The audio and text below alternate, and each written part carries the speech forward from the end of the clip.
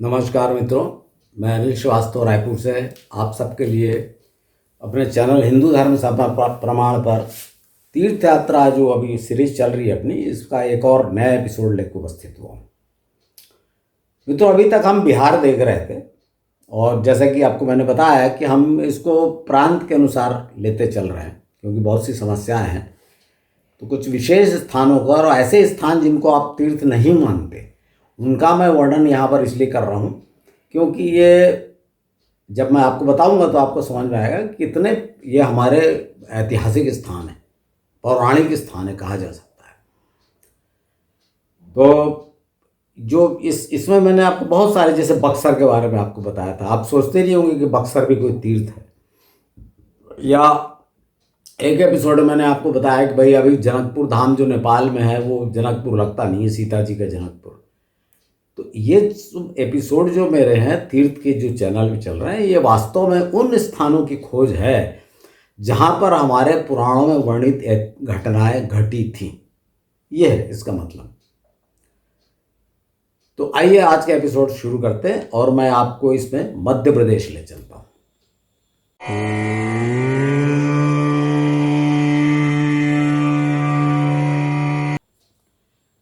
मित्रों, सबसे पहले मैं मध्य प्रदेश के एक ऐसे स्थान की चर्चा करूंगा जिसको आप किसी भी दृष्टि से तीर्थ क्या कोई भी ऐतिहासिक पौराणिक स्थान नहीं मानेंगे, ना वो प्रसिद्ध है। और वो स्थान है विदिशा। विदिशा तो आपने नाम सुना ही होगा, भोपाल के पास ही है, ज़्यादा नहीं है, मेरे ख्याल 100-125 किलोमीटर दूर है। विदिशा का नाम आपने सुना है। जैसे आज हम प्रारंभ करते हैं ना सबसे पहले, कि सबसे पुराना वाला पहले लेता हूँ मैं, आज मैं आपको उल्टे तरीके से शुरू करूँगा। वो इसलिए क्योंकि आप विदिशा के बारे में जो जानते हैं वहाँ से शुरू करके फिर और जाएंगे क्या इसके पहले भी विदिशा नगरी थी, ऐसा देखेंगे। तो मित्रों, विदिशा का नाम आपने सुना होगा सम्राट अशोक, जब उनके पिता जो थे बिंदुसार, जब वो राजा थे मगध के, पाटलिपुत्र में राजा थे, तब अशोक यहाँ के गवर्नर थे, इसके उज्जैनी प्रांत के, विदिशा क्षेत्र के, या उज्जैनी के गवर्नर थे। और विदिशा जो ये नगर था, यहाँ की एक श्रेष्ठी अर्थात सेठ की कन्या से उन्होंने विवाह किया था। और उस कन्या का नाम आप कई जगह सिर्फ देवी पढ़ते होंगे, और उस कन्या का पूरा नाम था विदिशा देवी। और उसके नाम पर मैं आपको बताऊंगा इसको वजह हिस्ट्री भी। इसको बहुत सालों तक तो इसको भिलसा के नाम से जाना जाता था इस शहर को, तब इसका नामकरण किया गया विदिशा, उस कन्या का नाम पर। तो मैं इसको आप यहाँ से शुरू करता हूँ, सम्राट अशोक से। और हालांकि मैं इसको नई घटना ले रहा हूँ, इसके बाद पहले की घटनाएं आपको बाद में बताऊंगा, बताता चलूँगा कि कैसे और पुरानी कैसे हुई। लेकिन नई घटना भी जो मैं आपको बता रहा हूँ ये कब की है, ये ईस्वी पूर्व 300 की। नई मतलब कोई आज की नहीं है कि अखबार और ये वो इस तरह की। ईस्वी पूर्व मैं आपको कोई भी घटनाएं ऐसी नहीं बता रहा हूँ। देखिए, आदि शंकराचार्य 7वीं-8वीं शताब्दी में हुए, तो सब घटनाएं मैं उसके पहले की बता रहा हूँ, बल्कि ईस्वी पूर्व 300, जब सम्राट अशोक 300 के 250 250 300 में तो चंद्रगुप्त मौर्य, 328 में करीब सिकंदर ने आक्रमण किया था, और उसके बाद चंद्रगुप्त मौर्य राजा बने थे, और चंद्रगुप्त मौर्य का पोता था ये पौत्र अशोक। तो ईस्वी पूर्व 250 250 समझिए आप। तो उस समय यहाँ की कन्या से उसने विवाह किया था। तो अब ये प्रश्न उठेगा कि जब उस कन्या के नाम पर इस नगर का नाम बाद में रखा गया विदिशा, तो उस नगर का नाम क्या था, कैसे पहले से बसा था, और सेठ कैसे थे।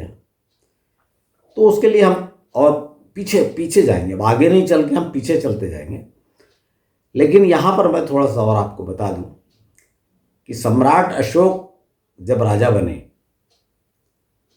तो आपको पता है कि जैसा मैंने आपको बताया था, पाटलिपुत्र मगध की सत्ता का, बल्कि भारत की सत्ता का केंद्र था। उस समय सबसे बड़ा साम्राज्य मगध साम्राज्य था। सम्राट अशोक तो भारत को फिर से जोड़ा उन्होंने ही था। और ये बात मैं आपको बार बार बता चुका हूँ, महाभारत युद्ध के बाद छिन्न भिन्न हो चुकी थी भारत की व्यवस्था, छोटे छोटे राजा उग चुके थे। तो फिर से सम्राट अशोक ने सब एकीकरण किया, अपनी सत्ता स्थापित की।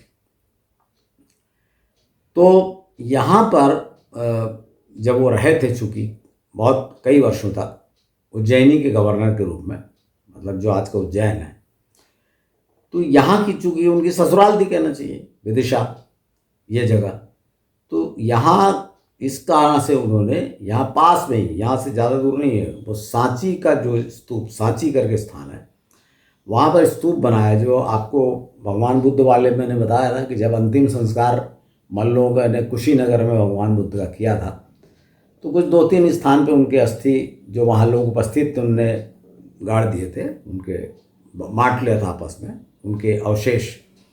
बाद में सम्राट अशोक ने, यानी भगवान बुद्ध के देहांत के लगभग समझ लीजिए आप करीब करीब 300 साल बाद, भाई भगवान बुद्ध का अंतिम संस्कार हुआ था करीब करीब 500 समथिंग में ईस्वी पूर्व, और सम्राट अशोक के 250 वाली बात है, तो लगभग 3 साल का अंतर है, 300 साल का। तो 300 साल के पश्चात सम्राट अशोक ने वहाँ पर जहाँ भगवान बुद्ध के अवशेष गड़े थे उसको खुदवा कर वहाँ से अवशेष निकाल के, और सैकड़ों जगह माने श्रीलंका तक भगवान बुद्ध के छोटे छोटे जो मतलब अस्थियाँ थी उनको वहाँ पर करवाया, गड़वाया और स्तूप बनाए, जिसमें से एक स्तूप ये सांची का स्तूप है। वो यहाँ पर इसलिए है कि वो विदिशा बताया आपको, इसलिए। तो अब सवाल ये उठता है कि विदिशा, ये मैंने आपको सम्राट अशोक के बारे में बता दिया। अब सवाल ये उठता है कि सम्राट अशोक के पहले, यानी विदिशा से विवाह के पहले इस नगर का क्या नाम था? भाई नगर तो पहले से ही था। तो देखिए मित्रों, बेतवा नदी और एक नदी बहती है बैस नदी, इसके संगम पर ये नगर बसा हुआ है।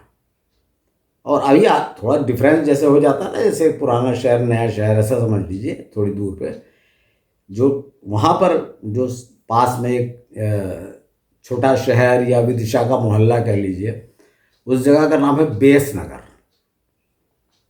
अर्थात ये शहर पहले बेस नगर के नाम से जाना जाता था, और कई जो जैन साहित्य और ये सब है ना, बौद्ध साहित्य, इसमें बैस नगरी कहा गया है इसको। तो अब ये हम देखेंगे कि बैस नगर क्यों कहा गया और किसने बसाया। बात तो फिर वही आ जाएगी ना कि सम्राट अशोक ने तो बसाया नहीं, वो तो उनकी पत्नी के नाम पर इसका नाम हो गया, तो फिर किसने इसको बसाया था? तो जब ऐसा चलेंगे तो फिर आप थोड़ा पे और पीछे जाना पड़ेगा। तो मैं आपको फिर रामायण का जो मैं वर्णन किया हूँ, शत्रुघ्न का, जब उन्होंने लवणासुर के राज्य पर हमला किया था, जब राम लंका से लौट के आ गए थे और उन्होंने सब जगह राज्य बनाने को बोला था, भरत गए थे जहाँ पर उन्होंने जो आपका लक्ष्मण के पुत्रों के लिए राज्य बनाया, अपने पुत्रों के लिए राज्य बनाया, तो शत्रुघ्न को भी भेजा। तो शत्रुघ्न को फिर राजा बना दिया था राम ने, वो मैं वर्णन कर चुका हूँ आपसे, उत्तर प्रदेश वाले में, मथुरा में, जिसको मधुरा के नाम से जो नगरी बसाई थी शत्रुघ्न ने। तो यहाँ मैं आपको फिर से स्मरण दिलाना चाहता हूँ कि जब श्री राम का, जब उन्होंने डिसाइड किया कि अब मेरे को फालतू जीने से कोई फ़ायदा नहीं है और मेरा अपने समाप्त हो जाना चाहिए जीवन, तो उन्होंने अपने भाइयों को बुलवाया और कहा कि आ जाओ भाई, अब आखिरी बार ऐसा है। तो भरत और शत्रुघ्न, लक्ष्मण जी का तो देहांत हो चुका था, तो भरत और शत्रुघ्न अपने अपने पुत्रों को राज्य बांटकर, जैसे भरत ने बांट दिया था, उनके एक पुत्र तक्ष, उसको तक्षशिला का राज्य दे दिया जो सिंधु नदी के पूर्वी तट पे, और पश्चिमी तट पे जो पुष्कलवती बसाया था अपने बेटे पुष्कल को दे दिया, जो आज पेशावर के नाम से जाना जाता है। यहाँ पर क्या हुआ कि शत्रुघ्न ने भी किया कि जो मथुरा का राज्य था उनको उन्होंने 2 भाग बांट दिया। ये आपको पता है। तो दो भागों में जब बांटा तो एक तो भाग हो गया मथुरा, जो ओरिजिनल था ही, मधुरा जो उसमें कहा जाता था, और दूसरा भाग उन्होंने ये वाला विदिशा वाला, मतलब ये समझ लीजिए कि मालवा और ये उस समय शत्रुघ्न के समय में ये उज्जैन और ये सब रहा होगा ये सब, पर वे उज्जैन का उस समय का वर्णन ज़्यादा है, और मैं आपको बाद में बताऊँगा, उज्जैन वाले एपिसोड में बताऊँगा। तो ये जो विदिशा वाला एरिया था ये उन्होंने अपने छोटे पुत्र शत्रुघाती को दे दिया। इस बात को आप स्मरण रखिए। अब शत्रुघाती को अब राज्य कैसे, जब यहाँ नहीं था कुछ, तो ये जो था एक बड़ी मंडी थी, बड़ा उपजाऊ इलाका है सब मालवा के पास का, तो ये बड़ी मंडी थी। तो यहाँ उस समय व्यापार क्या होता था भाई, अनाज का व्यापार होता था, सोने चांदी अनाज ये व्यापार होता था। तो यहाँ पर धनिक वैश्य जो है वो यहाँ बहुत बसे, सेठ लोग, उनके कारण से इस नगर को वैश्य नगर कहा गया। यहाँ तक कि नदी तक को आप बेस नदी बोलते हैं ना, मतलब वैश्य नगर, जो धीरे धीरे बैस नगर हो गया, बेस नगर हो गया। तो ये सब बात बता रहा हूँ आपको मैं सम्राट अशोक के पहले की घटना है, मेरे शत्रुघ्न जिसको आप त्रेता युग बोलते हैं तब की बात। तो उस समय इसको शत्रुघ्न के पुत्र शत्रुघाती यहाँ के राजा हुए और उन्होंने यहाँ राज किया था, ये इसकी खास बात है। लेकिन बात क्या इतनी सी है, क्या बस ये इस क्षेत्र का इतना ही इतिहास है? जी नहीं, बहुत ही मनोरंजक का, बहुत गजब की चीज़ है कि क्या शत्रुघ्न या शत्रुघ्न के पुत्र जो थे शत्रुघाती, उनके आने के पहले इस क्षेत्र में कुछ ऐसी घटना घटी थी जो हमारे हिंदू धर्म या हमारे पुराणों के हिसाब से महत्वपूर्ण है? तो देखिए मित्रों, मैं आपको बता रहा हूँ, विदिशा से पास में ही, ज़्यादा दूर नहीं है, एक गांव है रावण, गांव का ही नाम रावण है। और अद्भुत बात यह है कि यहाँ पे रावण की एक लंबी, मतलब लगभग 12-13 फीट लंबी मूर्ति है, लेटी हुई मूर्ति, और गांव वाले बड़े गर्व से उस मूर्ति की पूजा करते हैं। तो आपको आश्चर्य नहीं हो रहा कि जिस एरिया में ये आर्यावर्त, ये पूरा मैं आपको बार बार बताया ना कि जो उत्तर प्रदेश और बिहार को आर्यावर्त बोलते हैं, तो ये जो मध्य प्रदेश का ये वाला पार्ट है, कौन सा, विंध्य के ऊपर वाला पार्ट, ये आपका मालवा और ये जो निमाड़ जिसे कहा जाता है, और ये आपका सागर दमोह वाला पार्ट, बुंदेलखंड, ये पार्ट सब आर्यावर्त में था। ये आपको मैं बता चुका हूँ कि अभी आप मध्य प्रदेश वाले में और बताऊंगा आपको कि भाई कहाँ कहाँ कौन राजा थे, तो आपको समझ में आ जाएगा। मैं आप ये समझ लीजिए कि विंध्य प्रदेश और नॉट ओनली विंध्य प्रदेश, उसके आगे सतपुड़ा भी ले लीजिए आप, जो सतपुड़ा पर्वत श्रेणी है जो नीचे, उसके ऊपर, तो उसके ऊपर ये सब थे, भोपाल और ये सब एरिया। तो ये एरिया जो था आर्यावर्त में आता था। तो जब रावण ने अटैक किया था, फिर से मैं आपको बार बार मेरे को पुरानी कहानी बताना पड़ता है कि रावण ने जब अटैक किया था अपनी सेना सहित, आपको बताया था ना कि जब रावण ने लंका पे राज्य कब्जा जमा लिया तो उसके और शक्तिशाली हो गया कुबेर के भागने, बड़े भाई कुबेर के भागने के बाद, और उसने अपनी सेनाओं को मजबूत बना लिया। तो उसकी माँ तो लगातार भड़काती रहती थी कैक्सी कि भाई ये पूरा जो ऊपर मुख्य भूमि है, अर्थात जो आज का भारत है, ये तुम्हारे पूर्वजों का है, तुम्हारे पूर्वजों का राज्य था, और इसको आर्यों ने हड़प लिया, तो तुम इस पर कब्जा करो। तो रावण जब अपनी सेना लेके निकला, तो वो आपको कई बार बता चुका हूँ कि वो 3-4 जगह हारा। आपको पता है किष्किंधा में बाली से हारा था, फिर महेश्वर में आपको बताऊंगा यहाँ हारा था सहस्त्रार्जुन से, भगवान शिव से हारा था जब वो जो है ना पैर के अंगूठे से दबा दिया वाली कहानी जो आप सुनते हैं। तो ऐसे तो अर्थात कहे, मैं आपको सिर्फ ये बता रहा हूँ कि रावण इस क्षेत्र में आया था, बहुत लंबे समय तक रहा, और केवल एक गांव नहीं है। अभी तो इस गांव की बात सुन लीजिए। तो ये रावण गांव में दशहरे में रावण को जलाया नहीं जाता, और सब हिंदू हैं, इस बात को याद रखिएगा, सब हिंदू हैं और रावण को नहीं जलाते। उस दिन कुछ भंडारा करते हैं, जैसे मरने में करते हैं ना किसी की भंडारा, दान पुण्य, इस टाइप का। तो जब उनसे पूछा जाता है कि भाई ऐसा क्यों, कौन हो, तो वो बताते कि भाई हम तो रावण के वंशज हैं। तो वंशज तभी होगा ना जब रावण आया होगा यहाँ पर इस टाइम में। तो देखिए ये वाला प्रसंग मैं आपको पहले राजस्थान वाले बता चुका हूँ। एक स्थान है मंडोर, जहाँ माना जाता है कि मंदोदरी का विवाह रावण से यहाँ हुआ था।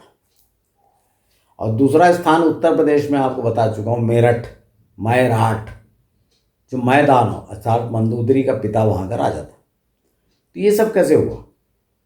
ये ऐसे हुआ कि रावण बड़ा शक्तिशाली था और जब भारत विजय पे निकला हो तो सब जगह जीतते हुए जा रहा था। तो जब जीतते हुए आया तो इस क्षेत्र से गुजरा, इसका क्या और कोई प्रमाण है? यह है, पास में ही थोड़ी दूर पे मंदसौर है।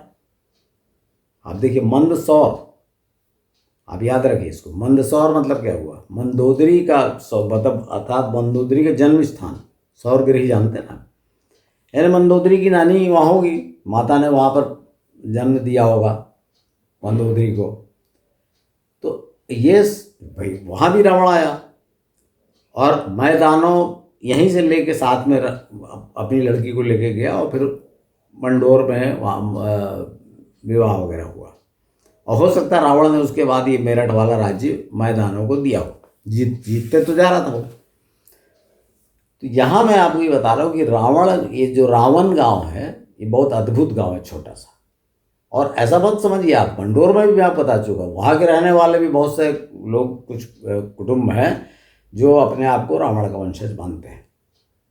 इस तरह से जो रावण जहाँ पढ़ता था वो आपको मैं बता चुका हूँ, नोएडा का गाँव जो बिसरख, जो रावण का जन्म स्थान है। तो ऐसे भारत में अनेक स्थान हैं जहाँ रावण के चिन्ह हैं। तो मित्रों, जो विदिशा में एक ये आपको बताया रावण वाली बात, तो जब ये आप रावण तक तो पहुँच गया कि रावण यहाँ से गुजरा था, बसा था, तो क्या रावण के पहले का यहाँ कोई चिन्ह है? और रावण कब आया था? श्री राम के पहले आया था। रावण तो जब युवा था तब उसने यहाँ पर आक्रमण किया था भारत पे, भारत विजय के लिए अपनी सेना लेके आया था। तब तो राम बच्चे रहे होंगे, या हो सकता है जन्म ही ना हुआ राम का, तब की बात है ये। तो ये और पुरानी बात होगी। तो इस प्रकार से देखिए हम कितने पीछे चले गए। मतलब जहाँ ईस्वी पूर्व 250 से शुरू किया था अपन चले गए ईस्वी पूर्व 5000 के पहले। ईस्वी पूर्व 5000 तो राम थे, तो और उसमें 50-100 साल जोड़ लीजिए, 50 साल। तो ईस्वी पूर्व 5000 के पहले रावण यहाँ आया था इस गांव में।